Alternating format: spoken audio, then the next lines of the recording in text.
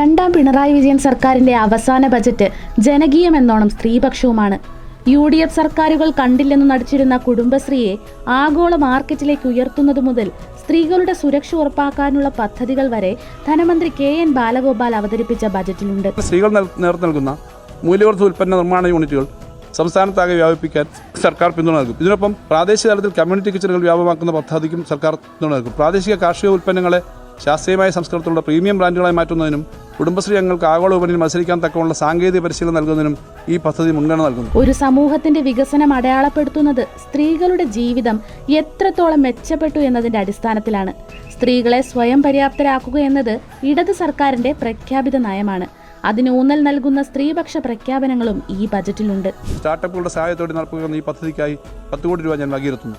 ആയിരക്കണക്കിന് സ്ത്രീകൾക്ക് സ്വന്തം നാട്ടിൽ തന്നെ മികച്ച വരുമാനവും മാന്യമായ തൊഴിൽ സാഹചര്യവും ഒരു കരുതലോടെ സഹായിക്കും. സ്ത്രീകളുടെയും കുട്ടികളുടെയും ക്ഷേമത്തിന് 484.81 കോടി രൂപയാണ് ബജറ്റിൽ വകയിരുത്തിയിരിക്കുന്നത്. സ്ത്രീകളുടെയും കുട്ടികളുടെയും വികസനപരവും പോഷകാഹാരപരവുമായ ആവശ്യങ്ങൾ നിറവേറ്റുന്നതിനായി അവരുടെ വികസനത്തിനും ക്ഷേമത്തിനുമായി വിഹിതം വർദ്ധിപ്പിച്ച് 484.81 കോടി രൂപ വകയിരുത്തുന്നു. സർ, പ്രസവാനുകൂല്യ നിയമം വെറ്റർണിറ്റി ബെനിഫിറ്റ് ആക്ട് അനുസരിച്ചുള്ള കൃഷികൾ സ്ഥാപിക്കുന്നതിനായി 8 കോടി രൂപ വകയിരുത്തുന്നു.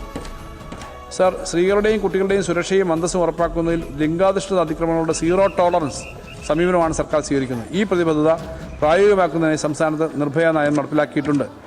ഈ സുരക്ഷാ സംവിധാനത്തെ കൂടുതൽ ശക്തിപ്പെടുത്തുന്നതിനായി പരിചരണ കേന്ദ്രങ്ങളുടെയും പിന്തുണാ സേവനങ്ങളുടെയും സമഗ്രമായ വിപുലീകരണത്തിനുള്ള പ്രവർത്തനം നടക്കും. ഇതിൻ്റെ ഭാഗമായിട്ടുള്ള പ്രവർത്തനങ്ങളായിട്ട് 13 കോടി രൂപ വകയിരുത്തുന്നു.